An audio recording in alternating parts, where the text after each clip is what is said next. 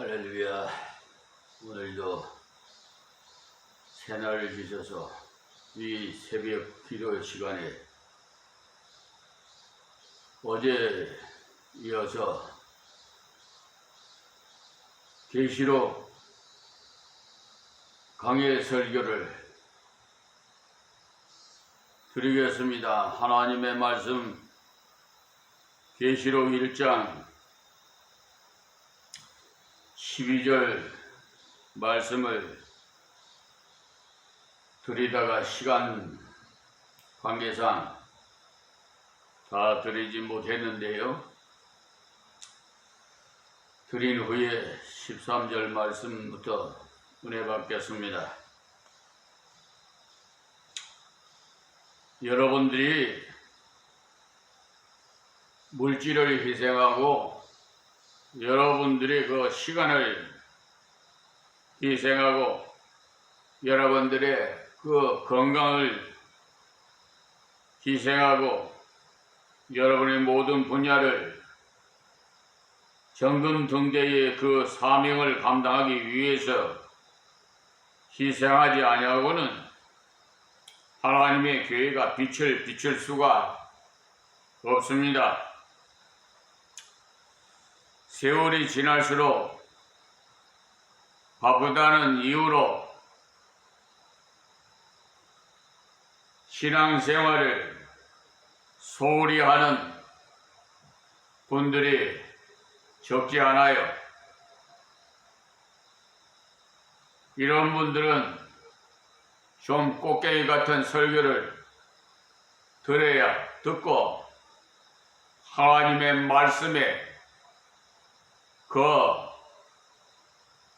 해초리로 좀 맞아야 깨어납니다. 그래서 이 리말의 종인 비천한 종이 하나님께서 특별히 이렇게 강해 설교로 성경 66권 창세기부터 계시록까지 한 절도 빠뜨리지 말고 하나하나 풀어서 모든 백성들이 깨닫고 은혜 받을 수 있도록 하나님께서 가르치라고 해서 이렇게 계속해서 이어서 말씀을 드리는 것이니 여러분이 중간중간 듣다가 안 듣다가 이러면 좀 이해하기가 좀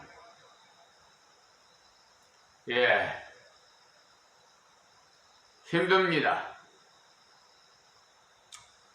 그러니까 이유가 불문하고 첫째 우리의 본업이 무엇이냐? 하나님의 일이에요. 부업이 무엇이냐? 우리에게 주신 달란트대로 사회에서 일하는 것이야. 직장에서나 가정에서나. 그런데 분별도 못하고 목적을 하나님의 본업을 무시하고 부업을 본업으로 알고 있는 자들이 있단 말이에요. 그러니 하나님께서 성령이 탄식한다고 그랬어요. 그 마음이 이 비천한 종에도 와 닿습니다. 신앙생활 하시는 전반적인 여러분들을 대하고 보면은 그런 하나님의 애타는 심정, 이 비천한 종이지만 느낄 때가 많아요. 바쁜 것을 들어서 신앙생활 제대로 하지 않아도 되는 구실로 삼아 자신을 정당화시키려고 해요. 이 못된 짓거리들을 하고 있어요. 지금 말이야, 한국교회가 바로 서지 않으니까 이 사회가 무엇을 본받겠어요? 심지어 이 나라의 질서와 기강을 바로잡아야 할 사법부가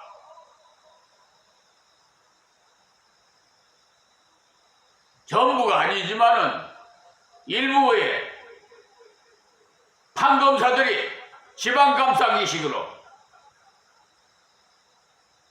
판결을 하고 처분을 하고, 그것이 어디에서 왔어요? 우리 하나님의 백성이 돈이 안 되기 때문에 세상을 정화시킬 수가 없단 말입니다. 저 사법부에도 하나님 믿는 백성들이 있어요. 그런데 양심을 속이고 소송 비용 담보 제공 신청도 변호사가 이미 받아먹은 것을 다시 신청해가지고 다시 펜시에 가면 그 사기꾼 아니에요? 그런 나쁜 놈의 자식들이 있어. 그게 어디에서 왔어요? 한국교회가 본이 못되기 때문에 그래. 특히 리더자인 목회자가 바르게 가르치지 않기 때문에 그래. 말이야, 적당하니 그냥 부드럽게 아무개, 장로, 권사, 집사 저 아래 사랑합니다 하면서 복 받으세요, 이런 부드러운 설교하면 좋아하고서 아멘. 네? 꽃게이같이 그냥 정신 차리라고 하나님께서 해초리로 말씀하시면 그냥 은혜가 안 된대. 그런 자들은 마지막 심판 때 버림을 받아요. 구원은 받되 불 속에서 구원받아요. 그 고린도전서 3장 15절 찾아봐요. 그리고 마태복음 7장 21절 이하 읽어봐요. 볼법을 행한 자에 난 너 모른다 그랬어요.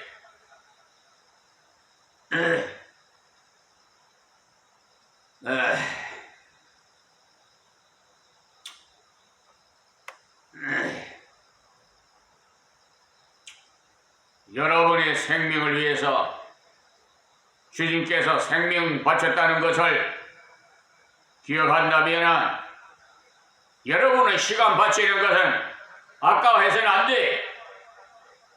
시간 드리는 것을 아까워한다면 여러분의 신앙이 사실은 좀 의심스러워요.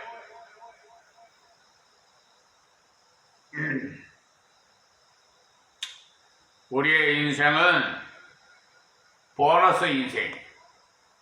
예수 믿은 후에 우리의 인생은 더 보너스 인생이에요. 시간을 바치지 아니하고 물질을 바치지 아니하고 몸을 바치지 아니하면서 교회가 부흥이 되고 성교가 되어지고 전도가 되어지리라는 기대는 하지 마시기 바랍니다. 다른 사람이 희생해 주기를 기대하지 마시고 내가 희생해야지.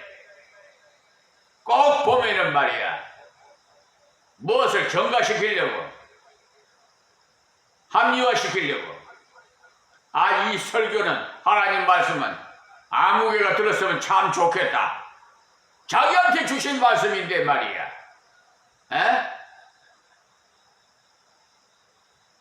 자, 보면 13절 말씀이 촛대 사이에 인자 같은 이가 발에 끌리는 옷을 입고 가슴에 금띠를 띠고, 이 말씀은 이제야 주님이 보였는데 촛대 사이에 계시더라는 거예요. 이 말씀이 무슨 말씀이냐면 하나님의 교회를 주님께서 바라보시고 계신다는 사실이에요. 비록 부족한 교회지만 주님께서는 돌아보십니다. 상당히 훌륭한 교회도 돌아보시고, 교회는 이 건물이 아니라 여러분 자신들이, 교회란 말이 성도의 모임이기 때문에 성도는 주님의 몸에 속한 지체예요. 그러니 알고 보면은 교회란 바로 성도라. 주님께 이 성도들 사이에서 계신다는 사실이에요. 그리고 인자 같은 이라고 한 말씀은, 인자란 말은 그대로 사람의 아들이라 이 말입니다. 그런데 왜 주님을 향해서 인자란 말을 썼느냐 하면, 다니엘서에도 앞으로 오실 메시아에 대해서 인자란 말을 썼느냐? 그는 하나님의 아들이시니.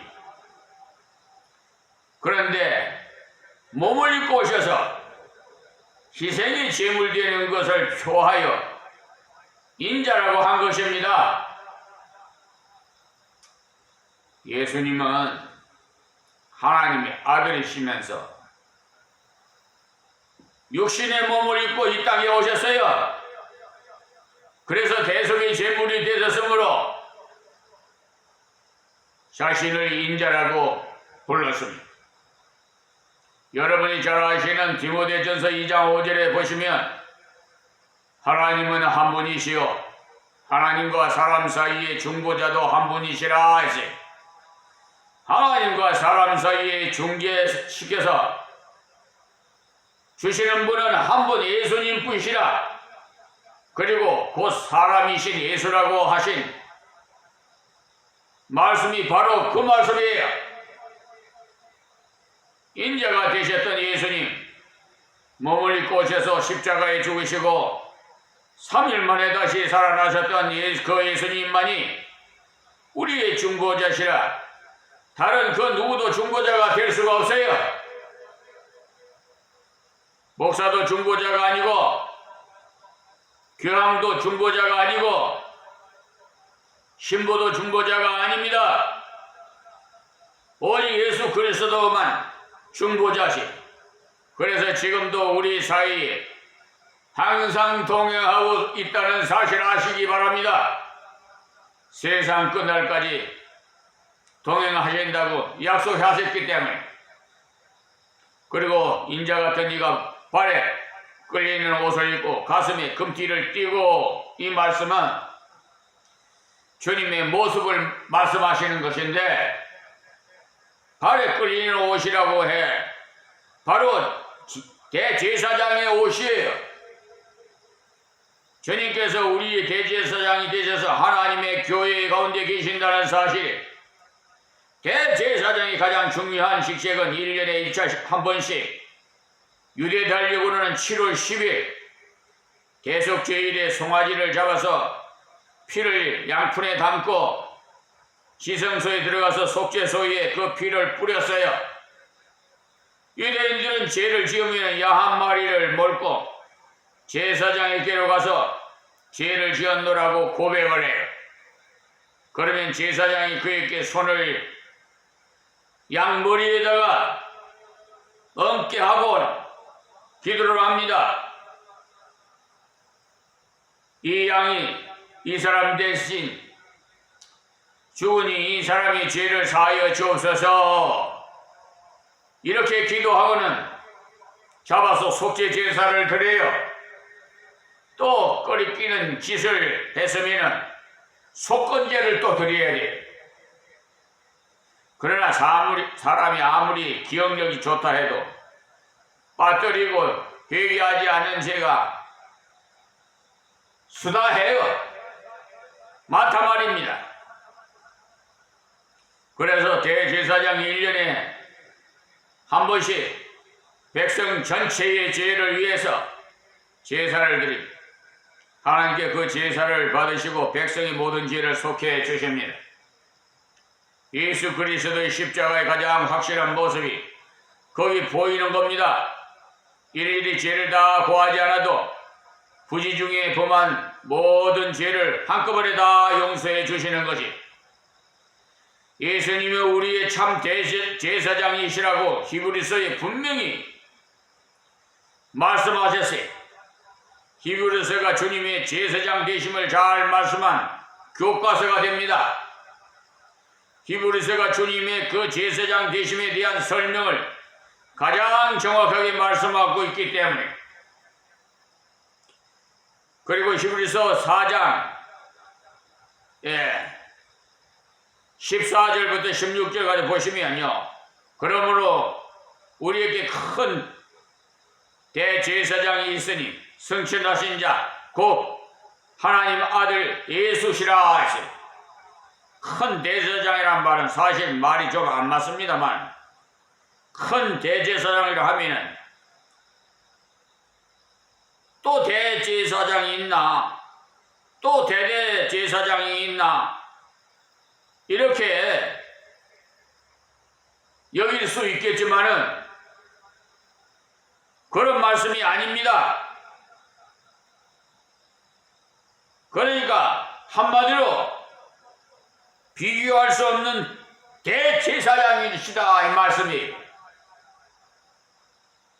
구약의 그 어떤 대제사장과도 비교할 수 없는 분이시라는 사실을 말합니다. 구약의 대제사장 죽기 때문에 비교할 수 없기에 큰 대사장이라고 번역을 한 것입니다. 그리고 우리가 믿는 도리를 굳게 잡을지어다.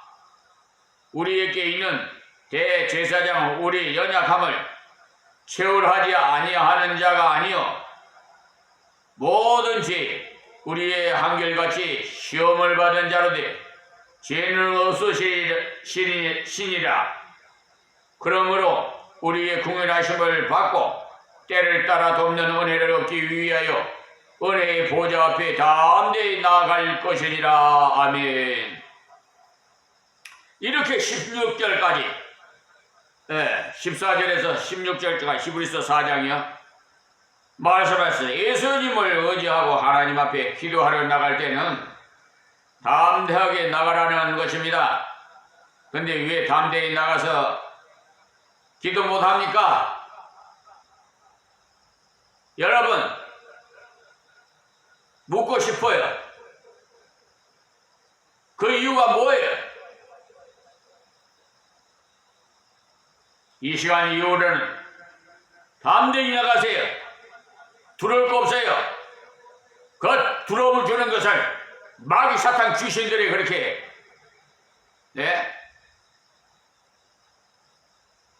그렇게 괴롭힙니다. 아이고 내가 맹세지 집사라면서 아이고 비웃고 조롱하고 하나님이 어디 있냐 는 둥 말이야. 거짓말, 하나님 말씀은 거짓말이다.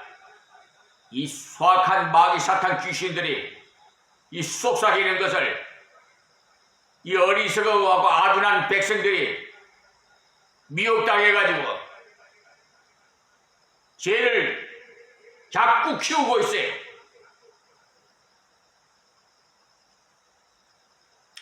죄가 있는 사람은 큰 소리 치지 못합니다. 피구가 되고 나면 찍소리를 못해요. 그러나 우리는 그리스도의 보혈로 말미암아 정죄에서 벗어나 완전한 속죄를 입었기 때문에 하나님 앞에 감히 담대하게 나가는 것입니다. 하나님 아버지, 제가 부족하지만은 그리스도를 의지하고 나왔습니다. 나의 죄를 속해 주신 주님을 의지하고 나왔습니다. 할 때 하나님께서 오냐 너는 내 아들이요 내 딸이다 하시면서 자녀로 인정하십니다. 그때부터 대우가 확 달라져. 그러니 은혜의 보좌 앞에 담대히 나가시기 바랍니다. 할렐루야. 발에 끌리는 옷을 입으셨고 했는데 발에 끌리는 옷을 입으셨고 가슴에 금띠를 띠셨다고 했어요. 허리에 매는 띠는요 일하기 위해서 매는 것이고 가슴에 두르는 띠는 장식입니다. 그러니까 종기를 나타내기 위해서 매는 띠다 이 말이 있으니 대제사장의 가슴에 12보석이 들어있는 흉패가 있어요. 그러니까 예수님은 대제사장으로서 존귀하시는 왕과 같은 분이심을 말씀한 겁니다. 이 주님께서 지금도 대제사장의 직무를 감당하고 계시기 때문에 여러분들이 하나님 앞에 담대하게 나갈 수 있는 것입니다. 여러분 잊지 마세요. 주님께서 지금도 우리를 존귀히 다스려 주시기 때문에 우리가 방황하지 않도록 하나님께서 붙잡아 주시기 때문에 이 주님께서 금초대 사이에서 계시니 우리의 환경이 어려워서 역사하지 못할 때 주님과 교제하십시오. 그러는 환경이 되면 더욱 기도하고 더욱 말씀이 있고 주님과 신령한 교제를 하시기 바랍니다. 하나님께서 새로운 체험을 주실 겁니다. 지상교회는 부족하고 부족한데도 주님께서는 금초대라고 불러주셨어요. 왜냐하면 우리가 믿음을 가지기 때문에 이 순수한 믿음을 증거하는 교회가 참다운 교회, 주님의 빛을 비추기 위해서 시간을 희생하고 물질을 희생하고 몸을 들여서 복음을 위해 싸워 나가야 돼. 그렇게 할 때 사명 감당한 기쁨이 있는 것입니다. 그리고 초대사의 완전한 속죄를 위하신 주님이 계시니 담대히 하나님 앞에 나가시기 바랍니다. 주님의 이 다스림을 받고 있으니 이 세상을 향해 갈 때도 마음의 위축감 가질 필요 없어요. 가질 것 없고 누릴 것 없어도 두려울 거 없어요. 하나님 외에는. 우리 아버지가 하나님이신데 감히 하나님을 대적할 자가 어디 있어요? 또 하나님의 아들, 딸을 괴롭힐 자가 어디 있어요? 그랬다가는 그냥 하나님께서 그에 대한 보응을 하시는데 두려워 마세요. 여기 하나님의 아들이 가고 있다는 담대함을 가지고 어깨를 펴시고 복음을 담대하게 전하세요. 하나님께서 그것을 원하셔. 이 말씀을 기억하시고 순종하시는 여러분이 좀 되시기를 이 비천한 종이 간곡히 또 간곡히 부탁드립니다. 다음은 이제 또 14절에서 16절에 있는 말씀을 봉독해 드리겠습니다. 그 머리와 털의 희기가 흰 양털 같고 눈 같으며 그의 눈은 불꽃 같고 그의 발은 풀무에 단련한 빛난 주석 같고 그의 음성은 많은 물소리와 같으며 그 오른손에는 7뼈리 있고 그 입에서 좌우에 날선 검이 나오고 그 얼굴은 해가 힘있게 비치는 것 같더라. 아멘. 요한계시록은 사도 요한이 도미시안 황제의 핍박을 받아서 밤모섬에서 귀환살이를 할 동안에 주의 날이 되었으나 설교할 수가 없고 성도들과 함께 예배할 수도 없는 처지였으므로 조용히 하나님 앞에 기도하는 중에 하나님께서 놀라운 계시를 주셨는데 그것을 기록한 것이 계시록이 이 비천한 종 역시 마찬가지예요. 요한 같은 그런 사명을 이 비천한 종에도 주셨어요. 그래서 교인이 있든지 없든지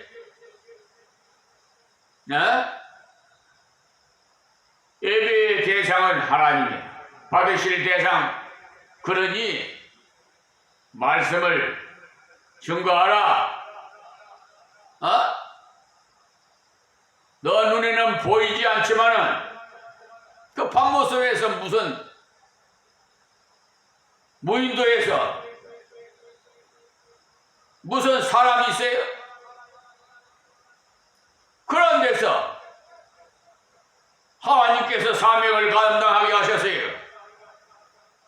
저 역시도 이곳에 특별히 모세에게 주셨던 그 말씀을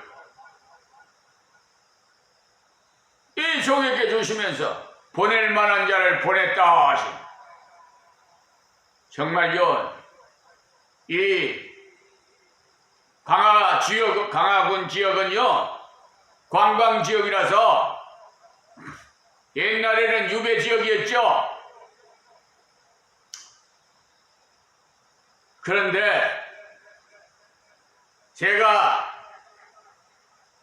지방을 돌아봤지만은 이렇게 백화성이 강한 지역은 처음 봤어요. 세상에 인사를 해도 고개를 돌리고 사람을 무한하게 만들고 정말 정이 들질 않아서 있을 수가 없어요. 육적으로는. 그래서 하나님께 아버지 어떻게 이런 데를 저를 보냈습니까? 보낼 만한 자를 보냈다. 어느 날 주일날 저 분당에서 심화하시는 부부가 와가지고 설교를 듣더니 어떻게 하면 천국에 가신 오카노 목사님의 설교와 어떻게 그렇게 같은지 모르겠다고. 목사님은 여기에서 목회하실 목사님이 아니니 제가 청빙을 권해드릴 테니까 저 대형교회 분당으로 좀 오실 수 없느냐고 해서, 예, 말씀은 감사합니다만 나는 하나님의 종입니다. 그래서 하나님의 지시에 의해서 움직이기 때문에 기도해 봐야 합니다 라고 말씀을 드렸어요. 하나님의 종은요 자기가 죽어야 돼요. 그래야 예수님이 써요. 역시 여러분도 마찬가지야.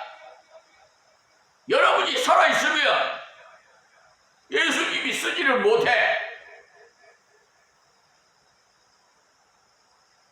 그러므로 어떠한 환경에서도 어떠한 어려운 핍박이 오더라도 순교할 각오를 하고 오늘이 마지막이다, 주님 앞에 갈 각오를 하고 있는 힘을 다해서 주신 능력을 다 발휘해서 하나님의 본업을 감당하시는 여러분들이 되시기를 다시 한번 간곡히 부탁드리면서 말씀을 맺겠습니다. 다음 시간에 이어 말씀드리겠습니다. 하나님 고맙고 감사합니다. 주신 말씀 이 유튜브 방송을 시청하시는 세계 만민들 여러분들에게 다 임하게 하여 주시옵시고 하나님께 영광 돌릴 수 있는 저들이 되고 다 복받는 자들이 되게 하옵소서. 예수님의 이름으로 기도합니다. 아멘.